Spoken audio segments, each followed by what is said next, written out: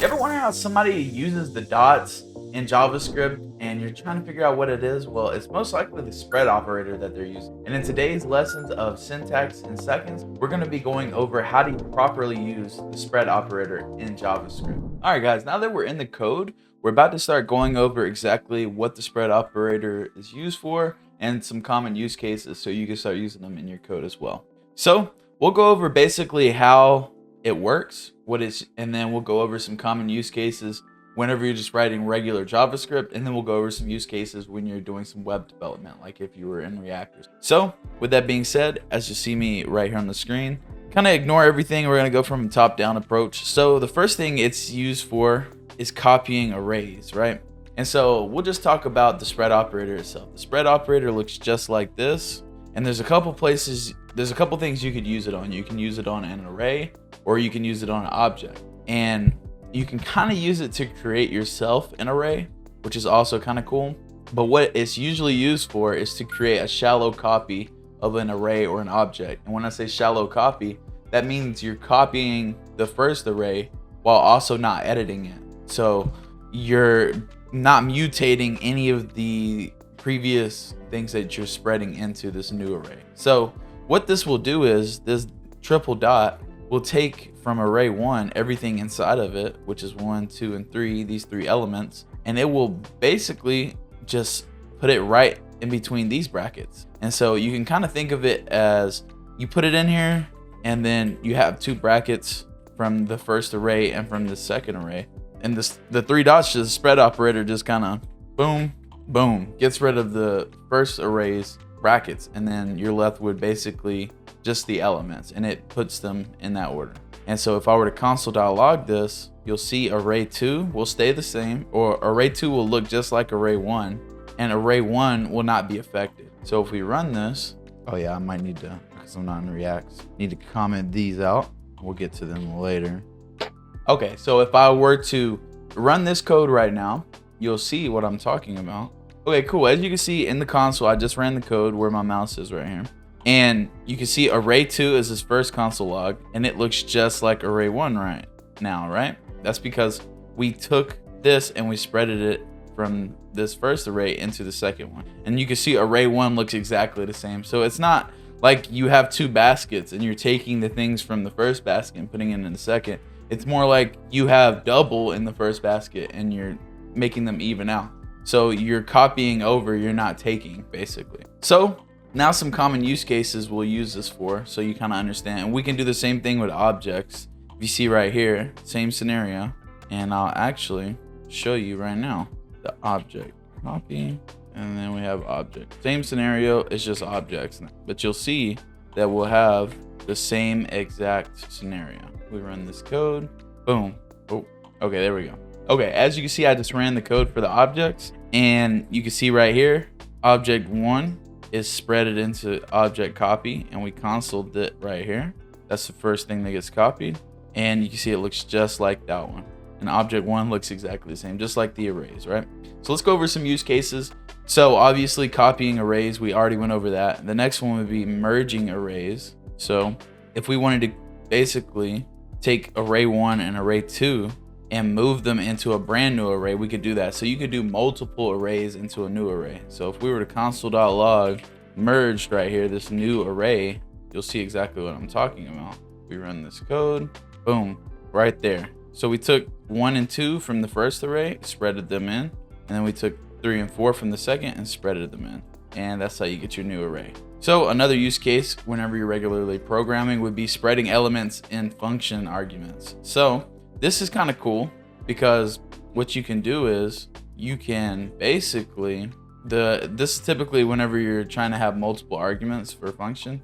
And so what you could do is you could take like if you have an array of numbers, you would just run the spread operator. And as you can see, each one of these elements will get put into that argument position. So if I were to run this code, you'll see that I get 6, which is 1 plus 2 is 3, 3 plus 3 is 6. If we run this code, we get 6, right? So that's pretty cool. So if you have like an array of values that would match the function that you're trying to use, then you could spread it into the arguments. And this one's kind of cool. This is kind of what I was talking about, how you can use it to kind of create arrays. So this is kind of like the opposite of the one we just did. So rest parameters and functions. So if we were to just do ... nums for the parameter, then everything that I put in here, 2, 3, and 4, they will get turned into an array, which as you can see right here, I loop over and I just use the reduce method, and I basically just set it at 1, and then we just multiply each one, right, by itself. And so then from there, we console.log that out. So if I run this code, you'll see I get 24. Because what happens is 2, 3, and 4 get put into an array. This loops over, accumulator multiplied by the number. And then, yeah, so then that comes out to equal 24. So next one is copying objects, right? Same kind of scenario. We just went over that, so we don't really need to go over that. But another cool one, which is now when you're working in web development, is you can use in like React and things. Let's say you have this button component, right? Let's say you have props that kind of look like this. It's just dummy data, right? Maybe you don't want to have to type every single thing that you want to use out, but you know that they're there, right? Or maybe you want to just put them all in one spot.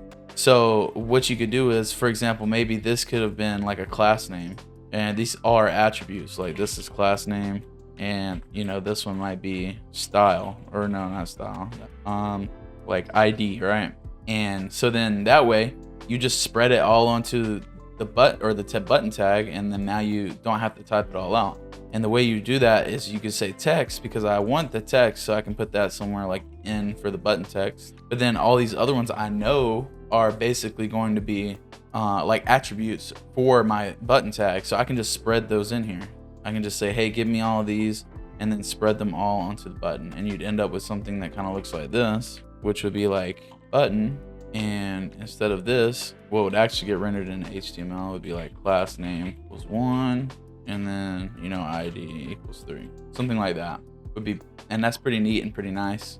Makes your code a little bit more sleeker, maybe not as readable, but it's pretty nice and cool to use sometimes. So next one would be like if we're updating state in React and we want to create a new state object based on the previous state. So instead of having to write so if you've ever had to update some state, but you want to only update the certain value that got changed, usually what you do is you just would put in that value and the new value, and it would override whatever's in this previous state, because this is an object, and we just spread this in. So all the other values get moved in instead of having to manually type them out and show what the new one should look like. Because then if we didn't do that, we'd have to say something like, if you had title in here, we had to say title equals pre-state dot title, right? Like nobody wants to do that for like 10 attributes, so we just spread them in. It's way easier, way simpler.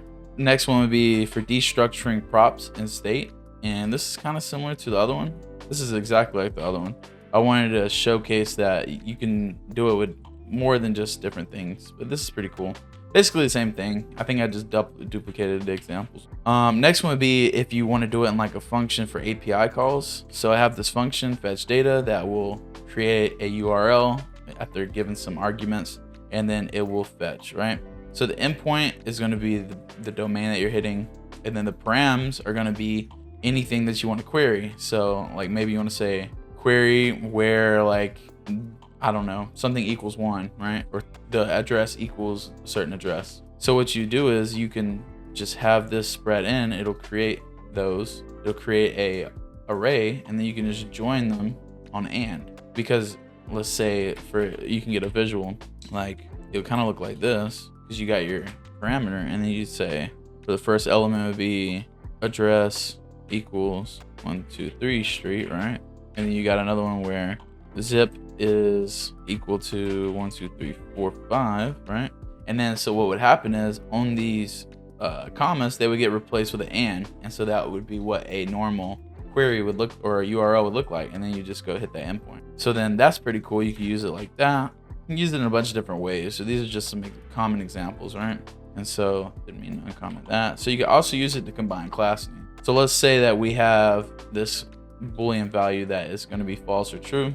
False, it becomes nothing, but if it's true, we have the active class, right? So it's active. What we can do is we can create this array, and we can spread in the base class, which we don't actually have an example here, but imagine these are just regular classes, and those are basically just an array of like different types of classes. And then we have the conditional classes, and then what we do is we join them on a just a space. So what that would do is it would basically, like up here with this one, it would just put a space between everything, and then you could just say class name equals final class, and you'd be good to go.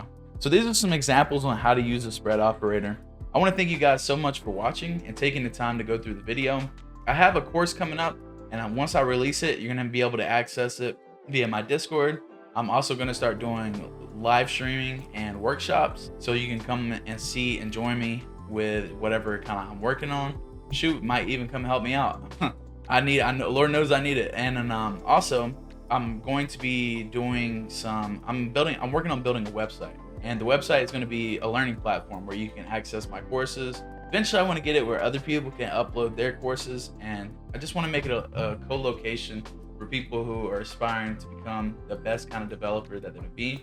Hence why this whole platform and everything is moving towards the name 10x Developers, which I think is pretty cool because, you know, while we might not actually be a 10x developer, we can aspire to be that type of person and continue to grow and learn and be more efficient at building our projects and coding that we love, right? So I thought that was a pretty cool idea. So I'm working on the website. Join the Discord in the description down below. Thinking about doing some maybe types of group coding or something like that. And you can also catch when I live stream on there. You'll get a notification. Pretty cool. And you can also access the course pretty easily and get a notification when that comes. The course will probably be free.